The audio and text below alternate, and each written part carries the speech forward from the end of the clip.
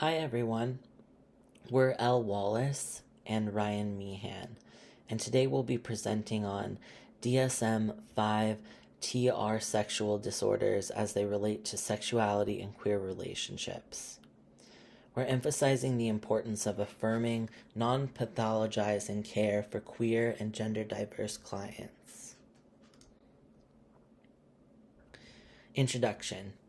This presentation offers an overview of DSM-5-TR sexual disorders and why understanding these through a queer-affirming lens matters. We'll explore how sexual disorders may show up in queer clients and the unique clinical needs that arise. DSM-5-TR disorders in queer relationships, Part 1.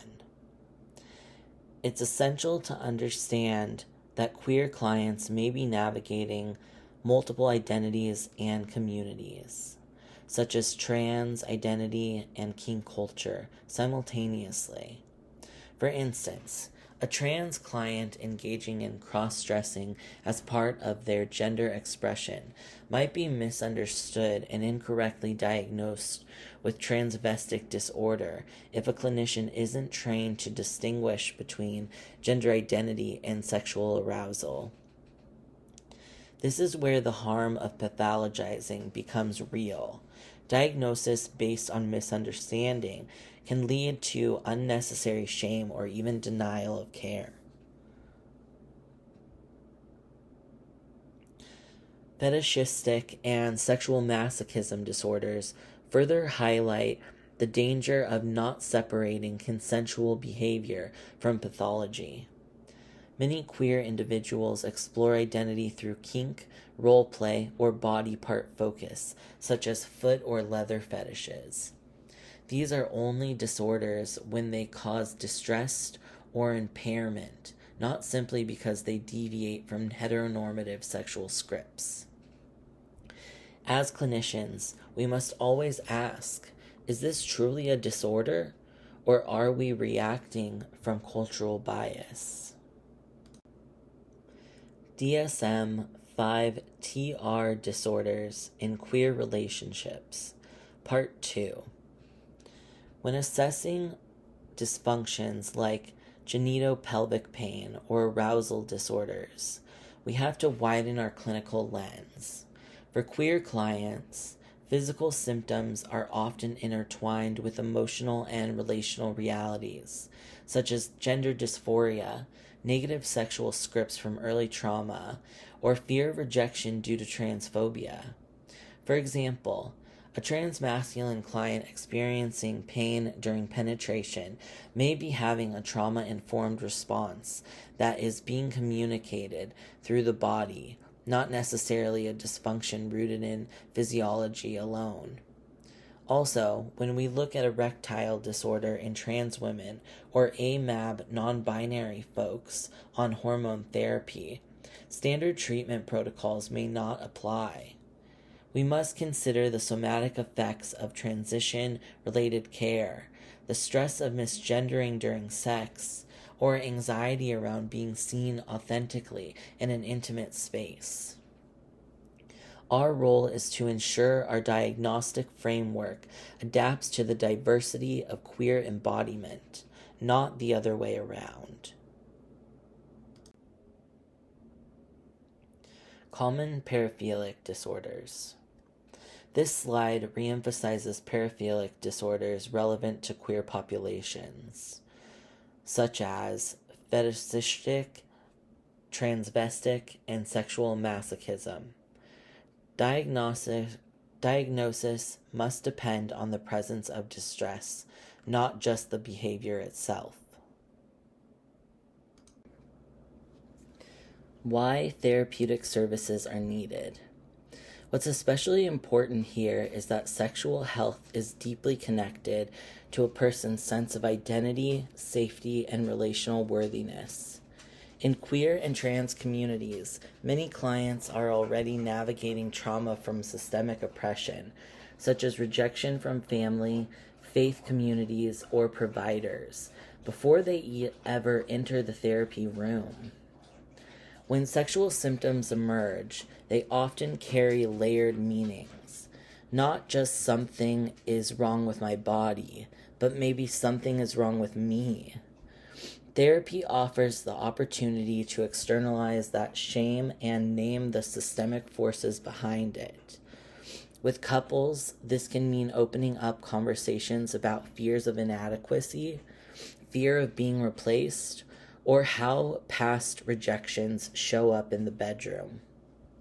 For families, therapeutic work can create space for parents or caregivers to shift from judgment to understanding, especially when the client is a queer or trans youth experiencing sexual development differently than what the family expected. In all cases, the goal is to make room for healing narratives, not simply symptom relief. Cultural considerations. Therapists must be aware of queer identities, kink culture, minority stress, and use inclusive, affirming language. We need to distinguish between pathology and identity expression and stay mindful of systemic oppression that can impact how clients show up in therapy. Stigma, stereotypes, and barriers.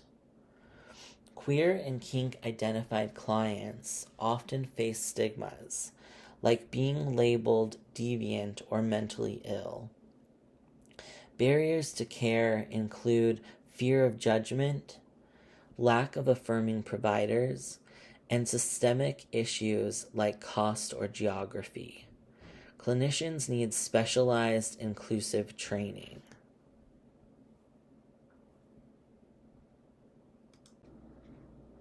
Evidence-based treatments, Part 1.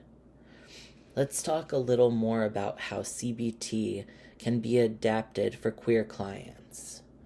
Traditional CBT sometimes misses the mark when it focuses solely on individual thought distortions without recognizing that many of those distortions are actually responses to real societal harm. For instance, a gay client who believes people will reject me if they know who I really am may not be irrational. They may be recalling a lived experience. So when we tailor CBT for minority stress, we validate those fears while helping clients build new, safer internal narratives.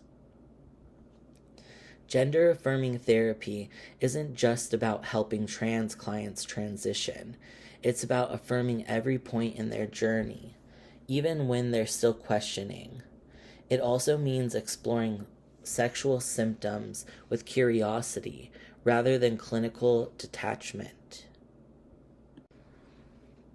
Evidence-based treatments, Part 2. Acceptance and commitment therapy, also known as ACT, is powerful for queer clients, especially those carrying deep shame or rejection narratives. ACT encourages clients to hold their pain with compassion and take values-driven actions even when discomfort is present. For queer folks, this can mean embracing relationships, community, or embodiment in spite of internalized scripts that say they don't deserve those things. Group therapy is often overlooked but can be a lifeline. Queer and kink-affirming groups offer shared language, mutual validation, and an antidote to isolation. In group, clients learn they're not broken and that others have experienced similar fears, disconnects, or dysfunctions. The therapist's role in these spaces is more than guiding conversation. It's modeling acceptance and co-creating safety. Across all modalities, the takeaway is this: affirming therapy doesn't mean avoiding hard topics. It means approaching them with cultural humility, curiosity, and a clear commitment to client-led healing. Treatment plan overview. This chart maps out treatment approaches across domains such as sexual dysfunction, relational ambiguity, identity and shame, and family impact, each with affirming modalities like CBT, EFT, and family therapy as needed.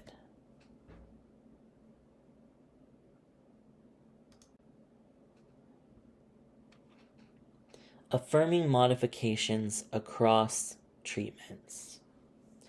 Therapy must use clients' chosen names and pronouns, respect client-defined goals, incorporate chosen family, and provide tools to manage minority stress.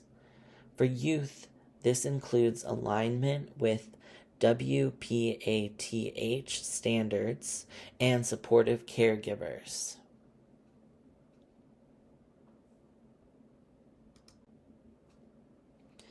Paraphilic disorders. Key points. Not all atypical sexual interests are pathological. Paraphilic disorders only require diagnosis if they cause distress or harm. Clinicians must avoid conflating consensual kink with dysfunction. Sexual dysfunction disorders in queer clients. These include genitopelvic pain/penetration disorder, erectile disorder, and female sexual interest/arousal disorder. In queer clients, these are often shaped by trauma, hormone changes, or minority stress.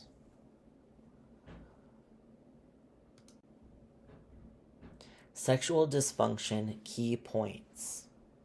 Sexual dysfunction can affect anyone, regardless of gender or orientation. It often reflects deeper identity-based or relational stressors and should be approached holistically.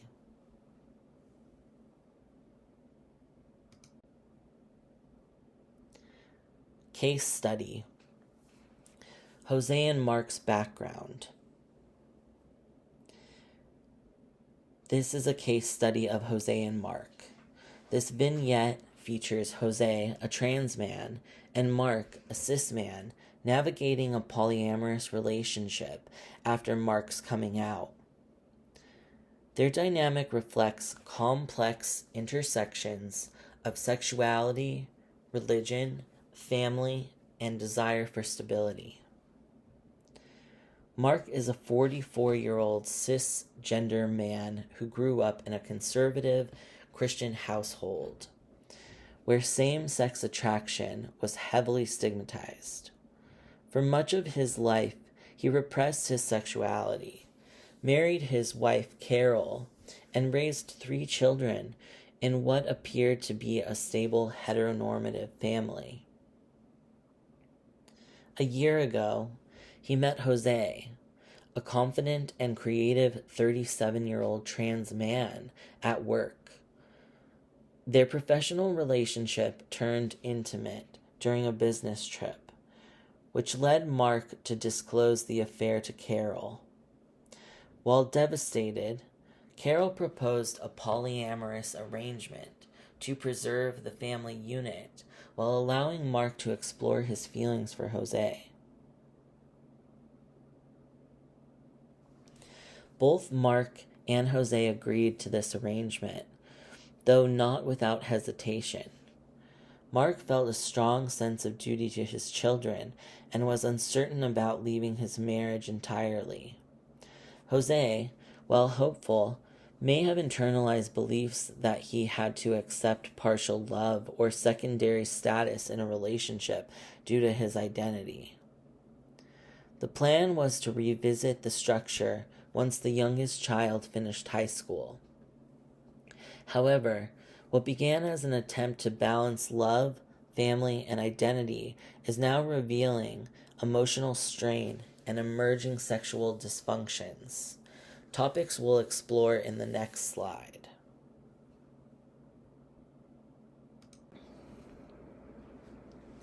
Case study: Jose and Mark's current concern.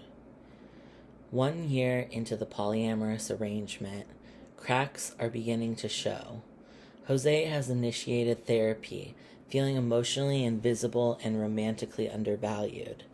As a trans man, he shares that this dynamic has intensified a familiar wound, the belief that because of his identity, he will always be someone's other instead of someone's only. That sense of being partially loved or conditionally accepted is the narrative many trans clients internalize through repeated relational and systemic microaggressions. Jose articulates a desire for monogamy, not as a demand, but as a need for emotional clarity and full investment. Sexually, their dynamic has also shifted. Mark is experiencing erectile disorder, which he reports with shame and frustration. Given his religious upbringing and lifelong repression of same-sex desire, it's likely that Mark is navigating complex internalized homophobia and performance anxiety. Meanwhile, Jose is now reporting symptoms consistent with genitopelvic pain/penetration disorder. However, the source isn't purely physical.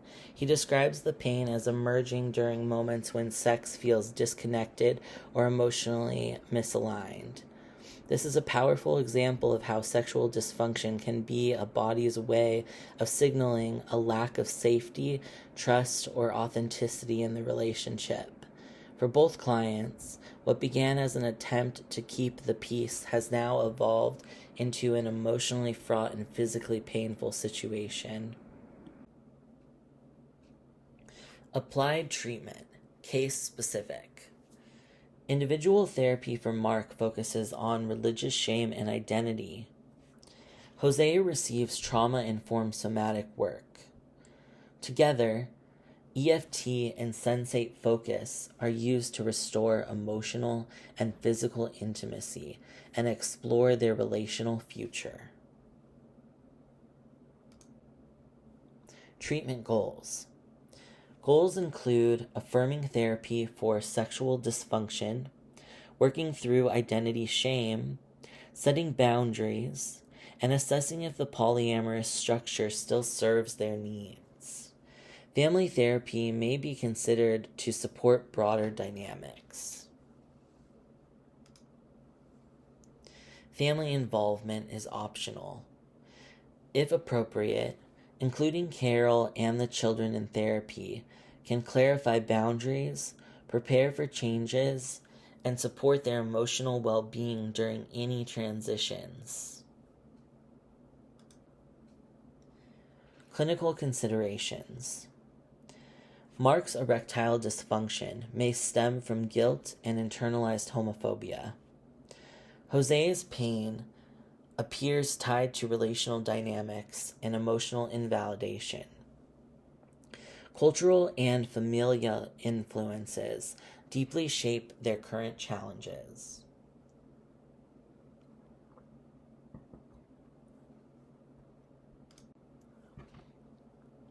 Clinical relevance to queer populations. This work highlights the need for trauma-informed, affirming care that respects gender diversity, recognizes minority stress, and avoids misdiagnosis rooted in normative assumptions.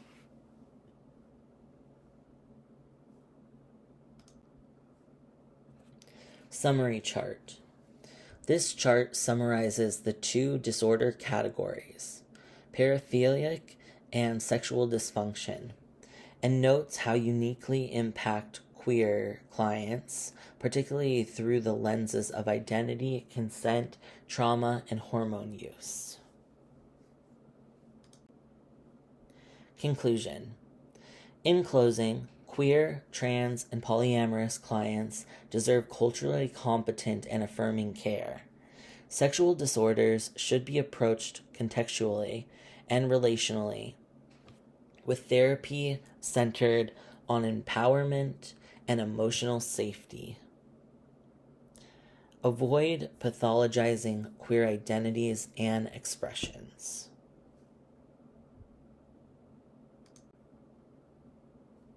References. Here are the references that supported this presentation. We've drawn from a wide range of affirming, empirically based, and queer-informed sources.